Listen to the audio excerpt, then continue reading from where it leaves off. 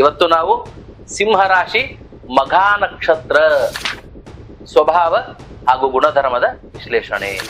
ಸ್ವಲ್ಪ ಯಾರು ಅವಮಾನ ಅಪಮಾನ ಮಾಡಿದ್ರು ಸಹಿಸಲಾಗುವುದಿಲ್ಲ. ಬಹಳಷ್ಟು ಸ್ವಾಭಿಮಾನಿಯಾಗಿರ್ತಾರ, ಬಡವರೇ ಆಗಿರ್ಲಿ, ಆದ್ರೂ ರಾಜಲಕ್ಷಣಗಳಿರ್ತಾವ. ನೇರವಾಗಿ ಮಾತಾಡ್ತಿರ್ತಾರ. ನಿಷ್ಠೂರತೆ ಇದ್ರು ಕೂಡ ಮನಸ್ಸಿನಲ್ಲಿ ನಿಷ್ಕಲ್ಮಶತೆ ಇರ್ತದ. ಎಲ್ಲರನ್ನು ಮುಂದೆ ತಗೊಂಡು ಹೋಗ್ಬೇಕು ಅನ್ನೋ ಪ್ರೇರಣೆ ಇರ್ತದ. ಲೀಡರ್ಶಿಪ್ ಕ್ವಾಲಿಟಿ ಇರ್ತದ. ಇವ್ರು ಹೆಂಗಪ್ಪಾ ಅಂತಂದ್ರೆ ಇವ್ರನ್ನ ಎಷ್ಟೇ ಅವಮಾನ ಮಾಡಿದ್ರು ಸುಮ್ಮನಿರ್ತಾರ. ಆದ್ರೆ ಒಂದು ಸರ್ತಿ ಏನಾದ್ರು ಕೆಣಕಿದ್ರೆ ಇವ್ರನ್ನ ಶಾಂತಗೊಳಿಸೋದೇ ಕಡಿಮೆ ಕಷ್ಟ ಆಗ್ತದೆ.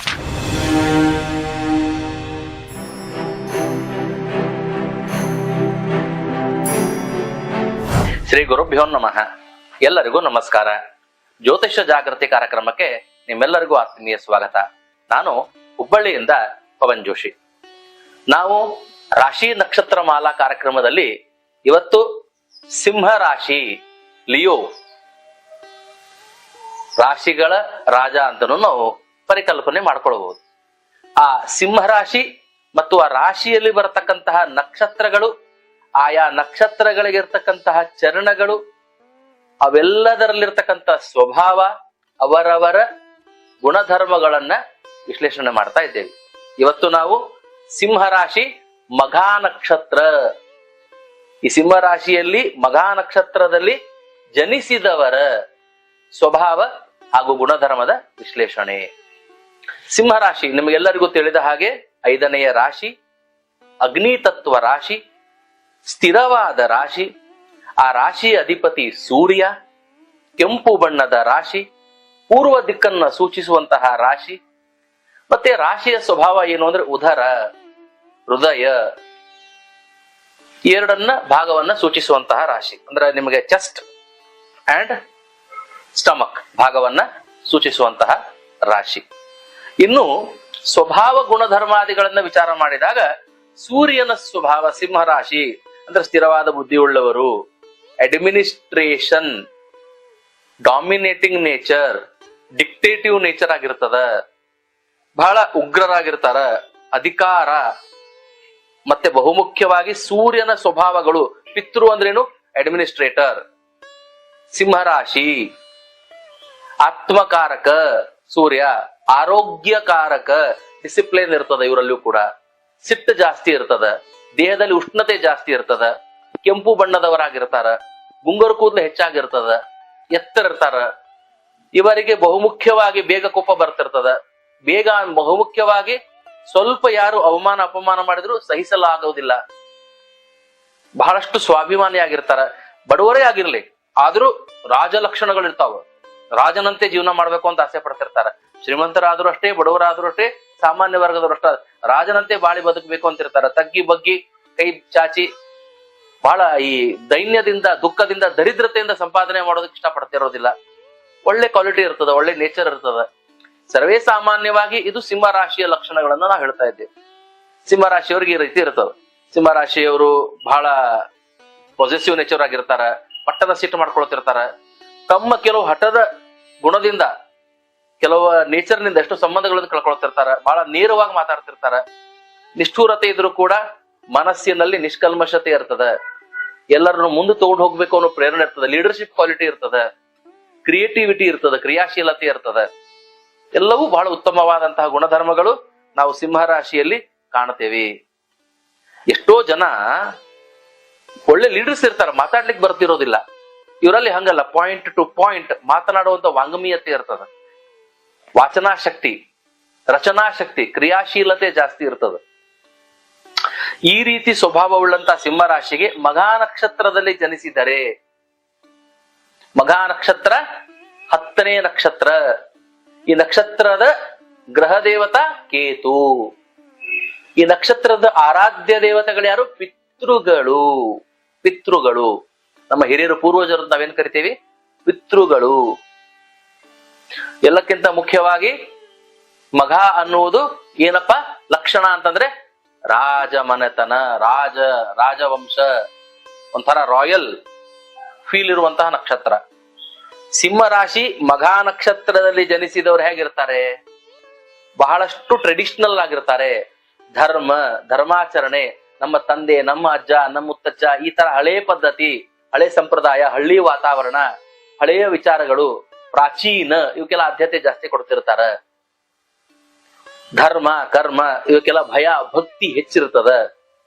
ಸಿಂಹರಾಶಿ ಮಘಾ ನಕ್ಷತ್ರದಲ್ಲಿ ಜನಿಸಿದವರು ಎಷ್ಟೇ ಮಾಡರ್ನ್ ಆಗಿದ್ರು ಕೂಡ ಸಿಂಪಲ್ ಆಗಿ ಬದುಕಬೇಕು ಅನ್ನೋ ಅಪೇಕ್ಷೆ ಪಡ್ತಿರ್ತಾರ.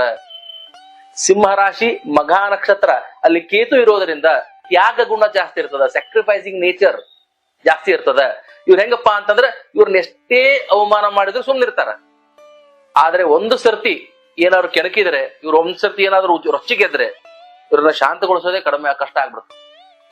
ಸಿಂಹರಾಶಿ ಮಘಾ ನಕ್ಷತ್ರದವ್ರಿಗೆ ಆರಾಧ್ಯ ದೇವನು ಪಿತೃಕಾರಕನಾಗಿರೋದ್ರಿಂದ ಮತ್ತೆ ಮೋಕ್ಷದಾಯಕನಂತ ಕೇತು ಇರೋದ್ರಿಂದ ಎಷ್ಟೇ ವಿಘ್ನಗಳು ಬರಲಿ, ಎಷ್ಟೇ ಆಪತ್ತುಗಳು ಬರಲಿ, ಸಹನೆಯಿಂದ ಸಮಾಧಾನದಿಂದ ಹಳೆಯ ಅನುಭವಗಳನ್ನೆಲ್ಲ ನೆನೆಸ್ಕೊಂಡು, ಹಿಂದೆ ಆದ ಘಟನೆಗಳನ್ನೆಲ್ಲ ನೆನೆಸ್ಕೊಂಡು ಬರುವಂತ ಸಮಸ್ಯೆಗೆ, ಬಂದಂತ ಕಷ್ಟಕ್ಕೆ ಪರಿಹಾರವನ್ನು ಹುಡುಕ್ತಾರ. ಸಡನ್ ಆಗಿ ದುಡುಕಿ ಏನೋ ಒಂದು ಸಿಂಹರಾಶಿಯ ಸ್ವಭಾವ ಹೆಂಗ ಸ್ವಲ್ಪ ದುಡುಕುವ ಸ್ವಭಾವ, ಪಟ್ಟನ ನಿರ್ಣಯ ತಗೊಳ್ಳುವಂತ ಸ್ವಭಾವ, ಎರಗೆಂಟ್ ಇರ್ತಾರ ಅವ್ರು.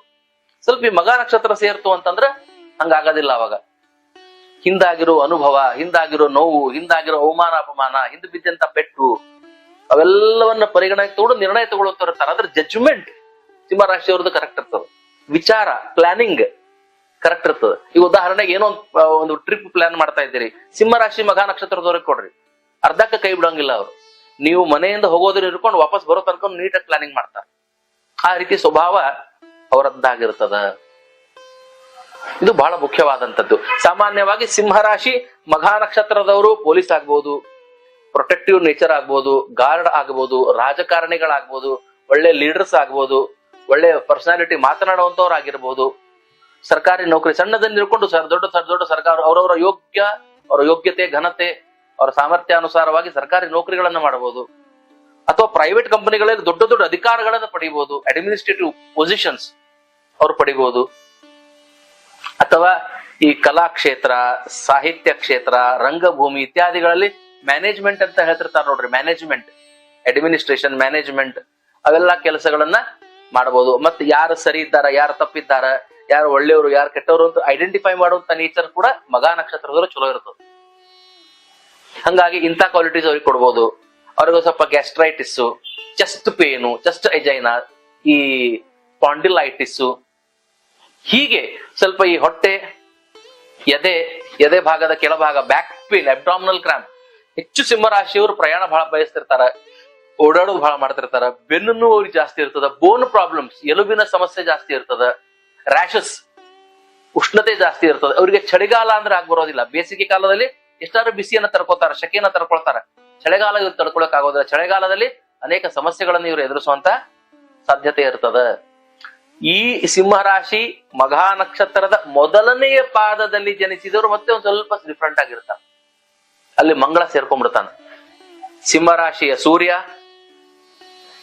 ಆ ಮಘಾ ನಕ್ಷತ್ರದ ಕೇತು, ಆರಾಧ್ಯ ದೇವರಾದ ಪಿತೃಗಳು, ಇವರೆಲ್ಲರ ಜೊತೆ ಮಂಗಳ ಸೇರ್ಬಿಡ್ತಾನೆ. ಮಂಗಳ ಅಂದ್ರೆ ಏನಪ್ಪಾ? ದುಡುಕು, ಉಗ್ರತೆ, ಹುಂಬುತನ, ಮುಂದಾಲೋಚನೆ ಮಾಡದೆ ನಿರ್ಣಯ ತಗೊಳ್ಳುವಂಥದ್ದು, ಬಿರುಸಾಗಿರತಕ್ಕಂಥದ್ದು, ಒರಟ ಸ್ವಭಾವ, ಉಷ್ಣತೆ ಜಾಸ್ತಿ, ಮನಸ್ತಾಪ, ಭಿನ್ನಾಭಿಪ್ರಾಯಗಳು ಹೆಚ್ಚು, ಇವೆಲ್ಲವನ್ನ ಮಂಗಳ ಸೂಚಿಸ್ತಾರೆ. ಸೊ ಸಿಂಹರಾಶಿ ಮಘಾ ನಕ್ಷತ್ರ ಮೊದಲನೇ ಚರಣದಲ್ಲಿ ಬಂದಾಗ ಸೂರ್ಯನಿಗೆ, ಕೇತುವಿಗೆ, ಮಂಗಳನಿಗೆ ಮಿತ್ರತ್ವ ಇರೋದ್ರಿಂದ ಇದೆಲ್ಲ ಪಾಸಿಟಿವ್ ಆಗ್ತದ. ಸಿಂಹರಾಶಿಯ administration, dominating nature, leadership quality, discipline, ಮಘಾ ನಕ್ಷತ್ರದ ಈ ಸಂಪ್ರದಾಯ, ಹಳೆಯ ಆಚಾರ ವಿಚಾರ, ಹಳೆಯ ವಿಚಾರಗಳನ್ನೆಲ್ಲ ಇಟ್ಕೊಳ್ಳೋದು, ಅನುಭವದ ಅನುಸಾರವಾಗಿ ಪ್ಲಾನಿಂಗ್ ಮಾಡೋದು, ಈ ಎಲ್ಲಾ ಗುಣಧರ್ಮ. ಮತ್ತೆ ಮೊದಲನೇ ಚರಣದಲ್ಲಿ ಹುಟ್ಟಿದವರು ಮಂಗಳ, ಯಾವುದನ್ನು ಬಿಡ್ಲಾರ್ದಂಗ ಡೆಡಿಕೇಟಿವ್ ಆಗಿ, ಕನ್ಸಿಸ್ಟೆಂಟ್ ಆಗಿ, ಎಷ್ಟೇ ಸೋಲು ಬರಲಿ, ಎಷ್ಟೇ ಪೆಟ್ಟುಗಳು ಬೀಳಲಿ, ಎಷ್ಟೇ ಕೆಟ್ಟಾಗ್ಲಿ, ಎಷ್ಟೇ ಅವಮಾನಗಳಾಗ್ಲಿ, ಹಿಂದೆಂದೂ ವಿಚಾರ ಮಾಡದೆ ಮುಂದೆ ಹೋಗುವಂತಹ ಗುಣ ಸಿಂಹರಾಶಿ ಮಘಾ ನಕ್ಷತ್ರ ಮೊದಲನೇ ಚರಣದವ್ರದಾಗಿರ್ತದ. ಬಹಳ ರಫ್ ಇರ್ತಾರ, ಬಹಳ ದೇಹ ಹೀಟ್ ಇರ್ತದ ಇರೋದು, ಬಹಳ ಅಂದ್ರೆ ಬಹಳ ಹೀಟ್ ಇರ್ತದ, ಭಯಂಕರ ಇವ್ರಿಗೆ ಪಿಂಪಲ್ಸ್ ಆಗ್ತಿರ್ತಾವ, ಭಯಂಕರ ಗುಂಗುರ್ ಕೂದಲು ಇರ್ತದ, ಬಹಳ ಒಂಥರ ನೇಚರ್ ಇರ್ತದ, ಬಹಳಷ್ಟು ಇವ್ರಿಗೆ ಫಟೀಗ್, ಆಯಾಸ, ಸುಸ್ತು ಬೇಗ ಆಗ್ತಿರ್ತದ. ಸಿಂಹರಾಶಿ ಮಘಾ ನಕ್ಷತ್ರ ಎರಡನೇ ಚರಣ ಬಂದಾಗ ಅಲ್ಲಿ ಶುಕ್ರ ಬಂದ್ಬಿಡ್ತಾನೆ. ಅವಾಗ ಏನಾಗ್ತದಪ್ಪ ಅಂದ್ರೆ ಇದೇ ಲೀಡರ್ಶಿಪ್ ಕ್ವಾಲಿಟಿ, ಇದೇ ಇದ್ರ ಜೊತೆ ಸ್ವಲ್ಪ ಶುಕ್ರನ ಸ್ತ್ರೀ ಗುಣಗಳು, ಸ್ವಲ್ಪ ಎಮೋಷನಲ್ ಇಂಬ್ಯಾಲೆನ್ಸಸ್, ಸ್ವಲ್ಪ ಪರಿಮಳ ದ್ರವ್ಯ, ಆಭರಣ, ಬಟ್ಟೆ ಇತ್ಯಾದಿಗಳಿಗೆಲ್ಲ ಒಂದ್ ಸ್ವಲ್ಪ ಆಕರ್ಷಣೆ, ಕಲಾ, ಸಾಹಿತ್ಯ, ನೃತ್ಯ, ಸಂಗೀತ ಇಂಥ ಕ್ಷೇತ್ರದಲ್ಲಿ ಸ್ವಲ್ಪ ಕೆಲಸ ಕಾರ್ಯಗಳನ್ನ ಅಥವಾ ಸರ್ಕಾರಿ ನೌಕರಿಯನ್ನ ಅಥವಾ ಆ ಕ್ಷೇತ್ರದಲ್ಲಿರ್ತಕ್ಕಂತಹ ಸರ್ಕಾರಕ್ಕೆ ಅಥವಾ ಅಧಿಕಾರಕ್ಕೆ ಸಂಬಂಧಪಟ್ಟಂತಹ ಕೆಲಸ ಕಾರ್ಯಗಳನ್ನ ಅಥವಾ ಸಮಥಿಂಗ್ ರಿಲೇಟೆಡ್ ಟು ದಟ್ ಇವತ್ತಿನ ಜನರೇಷನ್ಗೆ ಕೆಲಸವನ್ನ ಮಾಡುವಂತಹ ಸ್ವಭಾವ ಗುಣಧರ್ಮದವರಾಗಿರುತ್ತಾರೆ. ಸಿಂಹ ರಾಶಿ ಮಘಾ ನಕ್ಷತ್ರ 3ನೇ ಚರಣದವ್ರು ಏನಿರ್ತಾರಲ್ಲ ಅತ್ಯುತ್ತಮದವರಾಗಿರ್ತಾರ. ರಾಶಿಯ ಸೂರ್ಯ, ನಕ್ಷತ್ರದ ಕೇತು, ಪಿತೃಕಾರಕ ಮತ್ತೆ ಬುಧ. ಸಿಂಹರಾಶಿ ಮಘಾ ನಕ್ಷತ್ರ 3ನೇ ಪಾದದವರು ಬಹಳನೇ ಜಾಣರಾಗಿರ್ತಾರ. ಅವರಿಗೆ ಬುಧಾದಿತ್ಯ ಯೋಗದಂತ ರಾಜಯೋಗ ಬರ್ತಿರ್ತದ. ಸರಿತಪ್ಪಿನ ನಿರ್ಣಯ ಮಾಡುವಂತ ಕ್ಷಮತೆ, ಬರಹದ ಶಕ್ತಿ, ಮಾತನಾಡುವ ಶಕ್ತಿ, ಏನಾದ್ರೂ ಒಂದು ಲೆಕ್ಕ ಮಾಡೋ ಎಲ್ಲೋ ಹೋಗಿ ಬರ್ಬೇಕಪ್ಪ, ಅಂದಾಜ್ ಖರ್ಚು ಎಷ್ಟು ಬರ್ತದೆ, ಒಂದು ಎಸ್ಟಿಮೇಷನ್, ಒಂದು ಬಜೆಟ್, ಒಂದು ಪ್ಲಾನಿಂಗ್ ತುಂಬಾನೇ ಪವರ್ಫುಲ್ ಆಗಿರ್ತದೆ ಇವ್ರದ್ದು. ಮತ್ತೆ ಡಿಸಿಪ್ಲಿನ್ ಅಂದ್ರೆ ಡಿಸಿಪ್ಲಿನ್, ಹೇಳೋದೊಂದು ಮಾಡೋದೊಂದು ಯಾವತ್ತೂ ಮಾಡ್ತಿರೋದಿಲ್ಲ. ಮಘಾ ನಕ್ಷತ್ರ 3ನೇ ಚರಣದವ್ರು ಬಹಳ ಡೆಡಿಕೇಶನ್ ಇರ್ತದೆ. ಬುಧನ ಗುಣಗಳೆಲ್ಲ ಬಂದಿರ್ತಾವ. ಇವ್ರು ಬಹಳ ಮಾತಾಡೋದು, ಕೆರ್ಸ್ಕೊಳ್ಳೋದು ಏನಿಲ್ಲ. ಎಷ್ಟೇ ಸಿಟ್ಟು ಬರ್ಲಿ ತರ್ಕೋತಾರ. ಎಷ್ಟೇ ಅಗ್ರೆಸಿವ್ನೆಸ್, ಸೂರ್ಯನ ಅಗ್ರೆಸಿವ್ನೆಸ್ ಇದ್ರು ಆ ಬುಧನ ಒಂದು ಸೌಮ್ಯತೆಯಿಂದ ತಡ್ಕೊಳ್ತಾರ. ಬಹಳ ಮತ್ತೊಬ್ಬರು ಉಸಾಬರಿಗೆ ಹೋಗ್ತಿರೋದಿಲ್ಲ ಬುಧನ ಸ್ಪರ್ಶ ಇರೋದ್ರಿಂದ. ಮತ್ತು ವ್ಯಾಪಾರಿ ಗುಣಗಳು ಜಾಸ್ತಿ ಇರ್ತಾವ ಇವರಲ್ಲಿ. ಅಂದ್ರೆ ನೌಕರಿ ಮಾಡ್ತಾ ಒಂಚೂರು ವ್ಯಾಪಾರನೂ ಮಾಡೋಣ, ಒಂಚೂರು ಅದ್ರಾಗ ಇನ್ವೆಸ್ಟ್ ಮಾಡೋಣ, ಇದ್ರೂ ಮಾಡೋಣ, ಮಲ್ಟಿಪಲ್ ಟಾಸ್ಕ್, ಮಲ್ಟಿಪಲ್ ಪ್ರಾಜೆಕ್ಟ್ ಅಲ್ಲಿ ಇನ್ವಾಲ್ವ್ ಆಗಿರ್ತಾರ. ಇದು ಮಘಾ ನಕ್ಷತ್ರದ 3ನೇ ಚರಣದ ಸ್ವಭಾವ.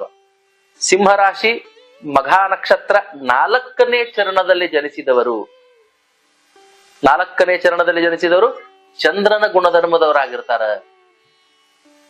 ಬಹಳಷ್ಟು ಆಲಸ್ಯ ಇರ್ತದ, ಬಹಳಷ್ಟು ವಿಷಯಗಳಿಗೆ ನಿರಾಸಕ್ತಿಯನ್ನ ತೋರಿಸ್ತಿರ್ತಾರ, ಭಯ ಇರ್ತದ, ಚಂಚಲತೆ ಇರ್ತದ, ಸದಾ ಕಫದ ಪ್ರಕೃತಿ ಆಗಿರ್ತದ, ನೀರಿನಿಂದ ಭಯ ಪಡುವಂತವ್ರಾಗಿರ್ತಾರ. ತಾಯಿಯ ಜೊತೆ, ಭೂಮಿಯ ಜೊತೆ, ಹೆಣ್ಣು ಮಕ್ಕಳ ಜೊತೆ ಮನಸ್ತಾಪಗಳ ಜಾಸ್ತಿ ಇರ್ತದ. ಇವರಿಗೆ ಯಾವಾಗಿದ್ರು ರಕ್ತದಲ್ಲಿ ಅಶುದ್ಧತೆ, ಬ್ಲಡ್ ಇಂಪ್ಯೂರಿಟಿ ಸ್ವಲ್ಪ ಹೆಚ್ಚಿರ್ತದ. ಸ್ಕಿನ್ ಡಿಸೀಸಸ್ ಬರುವಂತ ಸಾಧ್ಯತೆ ಜಾಸ್ತಿ ಇರ್ತದ. ಸದಾ ಮತ್ತೊಬ್ಬರ ಮಾತನ್ನ ಕೇಳಿ ಮೋಸಕ್ಕೆ ಒಳಗಾಗುವಂತ ಸಾಧ್ಯತೆ ಜಾಸ್ತಿ ಇರ್ತದ. ಹೀಗೆ ಸಾಮಾನ್ಯವಾಗಿ ಚಂದ್ರನ ಸ್ವಭಾವ ಸೂರ್ಯನು ಮತ್ತು ಕೇತುವಿನ ಜೊತೆ ಮತ್ತೆ ಪಿತೃಗಳ ಜೊತೆ ಬರೋದ್ರಿಂದ ಇಲ್ಲಿ ಚಂದ್ರನ ಪ್ರಾಬಲ್ಯತೆ ಕಡಿಮೆಯಾಗಿ ಸಾಮಾನ್ಯ ಗುಣಧರ್ಮಗಳು ಉತ್ಪತ್ತಿ ಆಗ್ತಾವ. ಹಿಂಗಾಗಿ ಸಿಂಹರಾಶಿ ಮಘಾ ನಕ್ಷತ್ರ 4ನೇ ಚರಣದವ್ರಿಗೆ ಅವರಲ್ಲಿಯೂ ಅಗ್ರೆಸಿವ್ನೆಸ್ ಇರ್ತದ, ಡಿಸಿಪ್ಲಿನ್ ಇರ್ತದ, ಲೀಡರ್ಶಿಪ್ ಕ್ವಾಲಿಟಿ ಇರ್ತದ, ಹಳೆಯ ವಿಚಾರಗಳಿಗೆ ಆದ್ಯತೆ ಕೊಡುವಂತವ್ರಾಗಿರ್ತಾರ, ಒಳ್ಳೆ ಪ್ಲಾನರ್ ಆಗಿರ್ತಾರ. ಬಟ್ ಅದರ ಜೊತೆಗೆ ಈ ನೆಗೆಟಿವಿಟಿನೂ ಸ್ವಲ್ಪ ಸ್ಪರ್ಶ ಆಗ್ತಿರ್ತದ. ಅಂದ್ರೆ ಪೂರ್ತಿ ಕೆಲಸ ಆರಂಭದಿಂದ ಮಧ್ಯ ತನಕ ಚಲೋತ್ನಾಗ ಮಾಡಿ ಮಧ್ಯದಲ್ಲಿ ಕೈ ಬಿಡೋದು ಅಥವಾ ಆಸಕ್ತಿ ಕಳ್ಕೊಳ್ಳೋದು, ಕಡಿಮೆ ಮಾಡ್ಕೊಳ್ಳೋದು, ಹಿಂಗೆಲ್ಲ ಸ್ವಭಾವ ಆಗಿರ್ತದೆ. ಸಾಮಾನ್ಯವಾಗಿ ಸಿಂಹರಾಶಿ ಮಘಾ ನಕ್ಷತ್ರ ಒಂದು ಬಹಳ ವಿಭಿನ್ನವಾದ ವಿಶೇಷವಾದಂತಹ ಹೊಂದಾಣಿಕೆ. ಈ ನಕ್ಷತ್ರದಲ್ಲಿ ಜನಿಸಿದವರು ಕೆಲವೊಬ್ರು ಹಾಗೆ ಇರ್ತಾರ, ನಾನು ಹೇಳದಾಗೆ ಕೆಲವೊಬ್ರು ಹಾಗೆ ಇರೋದಿಲ್ಲ. ಯಾಕಂದ್ರೆ ಅವ್ರು ಹುಟ್ಟಿರುವಂತಹ ಲಗ್ನ, ಅವ್ರು ಹುಟ್ಟಿರುವಂತಹ ವಾತಾವರಣ, ಅವ್ರು ಹುಟ್ಟಿರುವಂತಹ ಜನ್ಮಾಂತರ ಸುಕೃತಗಳು ಕೂಡ ಕಾರಣೀಭೂತರಾಗ್ತಾವ. ಸ್ವಲ್ಪ ನಾನು ಹೇಳಿರಲ್ಲಿ ವ್ಯತ್ಯಾಸಗಳು ಕೂಡ ಕಂಡು ಬರ್ತಾವ. ಈ ಪ್ರಕಾರವಾಗಿ ಸಿಂಹರಾಶಿ ಮಘಾ ನಕ್ಷತ್ರ ಮಾಲಾ ಕಾರ್ಯಕ್ರಮಕ್ಕೆ ನಾನು ವಿರಾಮವನ್ನು ಕೊಡ್ತಾ ಇದ್ದೇನೆ. ಎಲ್ಲರಿಗೂ ಶುಭವಾಗಲಿ. ನಮಸ್ಕಾರ. ತಮ್ಮ ರಾಶಿ, ತಮ್ಮ ನಕ್ಷತ್ರ, ತಮ್ಮ ಚರಣ ಯಾವುದೆಂದು ದಯವಿಟ್ಟು ನಮಗೆ ಕಮೆಂಟ್ ಬಾಕ್ಸ್ ಅಲ್ಲಿ ತಿಳಿಸ್ರಿ. ನಮ್ಮ ಈ ವಿಡಿಯೋ ಅಥವಾ ನಾವು ಹಂಚಿಕೊಂಡಂತ ಜ್ಞಾನ ಸರಿ ಎನಿಸಿದ್ದಲ್ಲಿ ಲೈಕ್ ಮಾಡ್ರಿ, ಸಬ್ಸ್ಕ್ರೈಬ್ ಮಾಡ್ರಿ, ಮತ್ತೆ ಮುಂದೆ ನಿಮ್ಮ ಪ್ರೀತಿ ಪಾತ್ರರಿಗೆ ಶೇರ್ ಮಾಡ್ರಿ. Thank you.